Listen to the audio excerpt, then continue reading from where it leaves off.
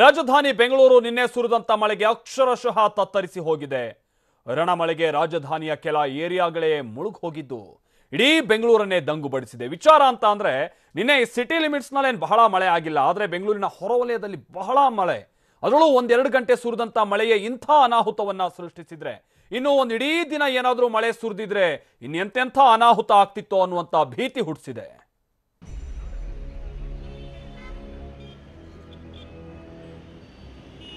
ದಿಕ್ಕು ತಿಳಿತಿಲ್ಲ, ದಾರಿ ಯಾವುದು ಕಾಣ್ತಿಲ್ಲ, ಕಂಡಲ್ಲಿ ನೀರು ನುಗ್ಗಿದೆ, ಮನೆಯೊಳಗೂ ನೀರು, ರಸ್ತೆಯಲ್ಲಿ ನದಿಯೇ ಸೃಷ್ಟಿಯಾಗಿದೆ, ಕಾಲಿಡೋಕೆ ನೆಲ ಎಲ್ಲಿದೆ ಅಂತ ಹುಡುಕೋ ಪರಿಸ್ಥಿತಿ ಬಂದಿದೆ. ಬೆಂಗಳೂರಿನಲ್ಲಿ ಸುರಿದ ರಣಭೀಕರ ಮಳೆಗೆ ಮಹಾಪ್ರವಾಹವೇ ಅಪ್ಪಳಿಸಿದೆ.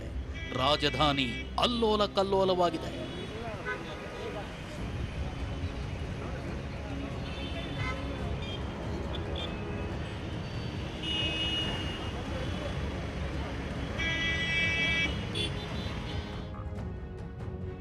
ರಾತ್ರಿ ಸುರಿದ ಮಳೆಗೆ ದಿಕ್ಕೆಟ್ಟ ರಾಜಧಾನಿ ಜನ. ಕೆರೆ ಪ್ರವಾಹಕ್ಕೆ ಬೆಂಗಳೂರಿನ ಉತ್ತರ ಭಾಗ ತತ್ತರ.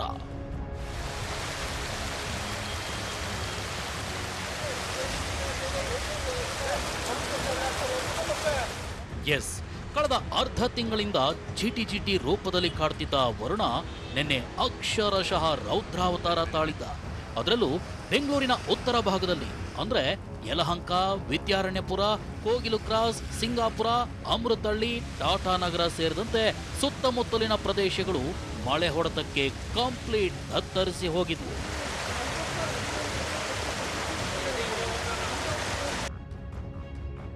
ಕೇಂದ್ರೀಯ ವಿಹಾರ ಅಪಾರ್ಟ್ಮೆಂಟ್ ಜಲಾವೃತ. ನೀರಿನಲ್ಲಿ ತೇಲಿದಂತೆ ಭಾಸವಾಗ್ತಿರೋ ಈ ಅಪಾರ್ಟ್ಮೆಂಟ್ ಕೇಂದ್ರೀಯ ವಿಹಾರ ಅಪಾರ್ಟ್ಮೆಂಟ್.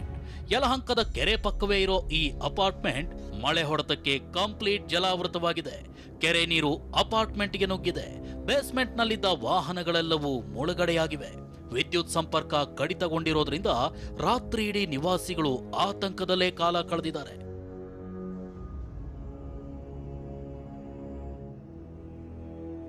ಬೋಟ್ ಮೂಲಕ ಅಪಾರ್ಟ್ಮೆಂಟ್ ನಿವಾಸಿಗಳ ರಕ್ಷಣೆ.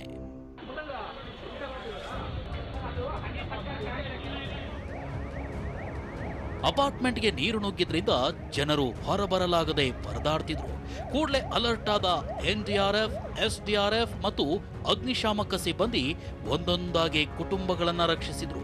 ಸುಮಾರು 120ಕ್ಕೂ ಅಧಿಕ ಸಿಬ್ಬಂದಿಯಿಂದ ರಕ್ಷಣಾ ಕಾರ್ಯ ನಡೆದಿದ್ದು, ಇದಕ್ಕಾಗಿ 4 ರಬ್ಬರ್ ಬೋಟ್ ಹಾಗೂ 2 ಟ್ರ್ಯಾಕ್ಟರ್ ಬಳಕೆ ಮಾಡಲಾಯಿತು.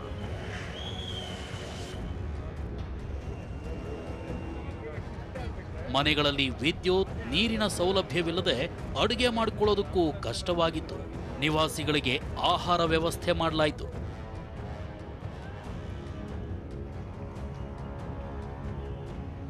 ಇಷ್ಟೆಲ್ಲ ಅವಾಂತರ ಶುರುವಾಗ್ತಿದ್ದಂತೆ ನಿವಾಸಿಗಳು ಲಗೇಜ್ ಸಮೇತ ಅಪಾರ್ಟ್ಮೆಂಟ್ ತೊರೆದಿದ್ದಾರೆ.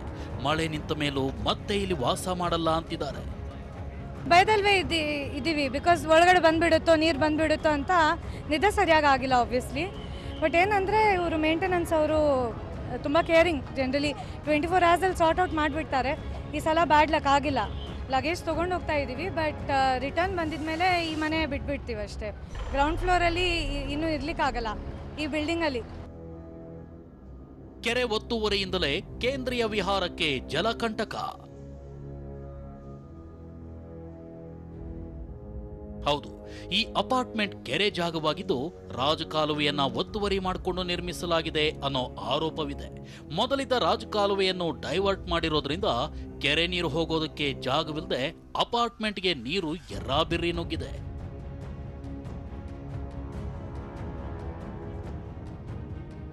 ಇನ್ನು ಯಲಹಂಕ ಶಾಸಕ ಎಸ್ಆರ್ ವಿಶ್ವನಾಥ್ ಸ್ಥಳಕ್ಕಾಗಮಿಸಿ ನೆರೆ ಪರಿಶೀಲನೆ ನಡೆಸಿದ್ರು. ಅಷ್ಟೇ ಅಲ್ಲ, ಇಲ್ಲಿ ರಾಜಕಾಲುವೆ ಒತ್ತುವರಿ ಮಾಡಿದ್ದನ್ನ ಮುಲಾಜಿಲ್ಲದೆ ತೆರವು ಮಾಡೋದಾಗಿ ಹೇಳಿದ್ರು. ಇಲ್ಲಿ ಆಗಿರೋದು ಏನು ಅಂದರೆ, ಕೇಂದ್ರೀಯ ವಿಹಾರ ಅಪಾರ್ಟ್ಮೆಂಟ್ ಏನು 25 ವರ್ಷದಿಂದ ಕಟ್ಟಿದ್ರು, ಅವರೇ 3 ರಾಜಕಾಲುವೆ ಒತ್ತುವರಿ ಮಾಡಿ ಮೇಲೆ ಕಟ್ಟವ್ರೆ. ಅದೇ ಸಮಸ್ಯೆ ಆಗಿರ್ತಕ್ಕಂಥದ್ದು. ಈಗೇನು ಅಂದರೆ ಒಳಗಡೆ ಹೊಡಿಬೇಕಾಗ್ತದೆ. ಇಲ್ಲ, ಈಗ ಹೇಳಿದ್ದೀನಿ ನಾನು, ಈಗ 100% ಹೇಳಿದ್ದೀನಿ, ನೀವು ಒಪ್ಪಲಿ ಬಿಡಲಿ, ನಾವು ರಾಜಕಾಲುವೆನ ಹೊಡಿತೀವಿ, ತೆರವು ಮಾಡ್ತೀವಿ ಅಂತ ಹೇಳಿದ್ದೀವಿ, ಹೊಡಿತೀನಿ ನಾನು. ನದಿಯಂತೆ ಉಕ್ಕಿ ಹರಿದ ಕೋಗಿಲು ಕ್ರಾಸ್ ರಸ್ತೆಗಳು. ಹೌದು, ನಿನ್ನೆ ಸುರಿದ ಮಳೆಗೆ ಯಲಹಂಕದ ಕೆರೆ ಉಕ್ಕಿ ಹರಿದಿದ್ರಿಂದ ಕೋಗಿಲು ಕ್ರಾಸ್ ರಸ್ತೆಗಳು ನದಿಗಳಾಗಿ ಬದಲಾಗಿದ್ವು. ರಸ್ತೆಯ ಎರಡೂ ಬದಿಯಲ್ಲಿ ಫುಲ್ ನೀರಾವರಿಸಿದ್ದು ವಾಹನಗಳನ್ನೋಡಿಸೋದೇ ಸವಾಲಾಗಿತ್ತು. ಅತ ಯಲಹಂಕದ ಡೌನ್ ಬಜಾರ್ನಲ್ಲೂ ನೆರೆ ನರಕವನ್ನೇ ದರ್ಶನ ಮಾಡಿಸಿತು. ಡೌನ್ ಬಜಾರ್ನ ಗಲ್ಲಿಗಳು ಮುಳುಗಡೆಯಾಗಿದ್ದು ಮನೆಯಿಂದ ನೀರು ಹೊರಹಾಕಲು ಜನರು ಹರಸಾಹಸ ಪಡ್ತಿದ್ದಾರೆ. ಇದೊಂದು ಕಡೆಯಾದ್ರೆ ಅತ ಸಿಂಗಾಪುರದಲ್ಲಿ ಕೆರೆ ಕೋಡಿ ಬಿದ್ದ ಪರಿಣಾಮ ಅಪಾರ್ಟ್ಮೆಂಟ್ ಮನೆಗಳಲ್ಲಿ ನೀರು ತುಂಬಿಕೊಂಡಿದೆ. ರಸ್ತೆಗಳಲ್ಲಿ ನದಿಯಂತೆ ನೀರು ನಿಂತಿದ್ದು ವಾಹನ ಸವಾರರು ಪರದಾಡುವಂತಾಯಿತು.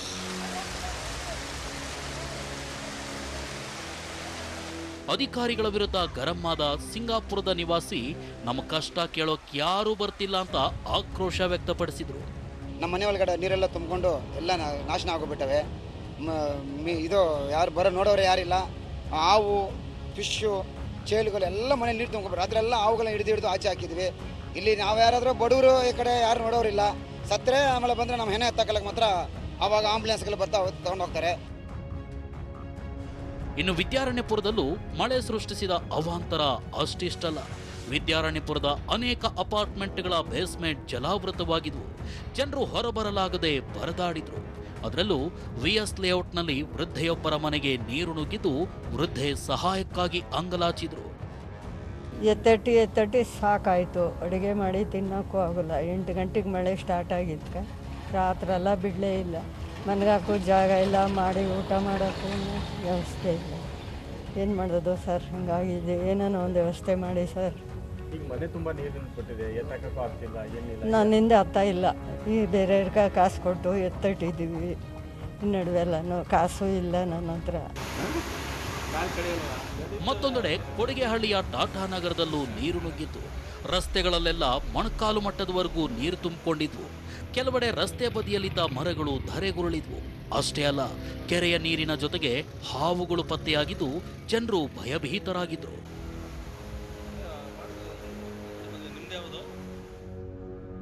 ಹೀಗೆ ನಿನ್ನೆ ರಾತ್ರಿ ಸುರಿದ ಮಳೆಯಿಂದಾಗಿ ಬೆಂಗಳೂರಿನ ಉತ್ತರ ಭಾಗ ಅಕ್ಷರಶಃ ತತ್ತರಿಸಿ ಹೋಗಿದೆ.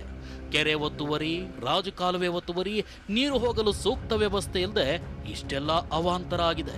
ಕೇವಲ 1-2 ಗಂಟೆಯ ಮಳೆಗೆ ಹೀಗಾದ್ರೆ ಇನ್ನು ರಾತ್ರಿ ಇಡೀ ಮಳೆ ಸುರಿದ್ರೆ ಇನ್ನೆಂಥ ಭೀಕರ ಸ್ಥಿತಿ ನಿರ್ಮಾಣವಾಗ್ತಿತ್ತು, ಅದು ಊಹಿಸಲು ಅಸಾಧ್ಯ.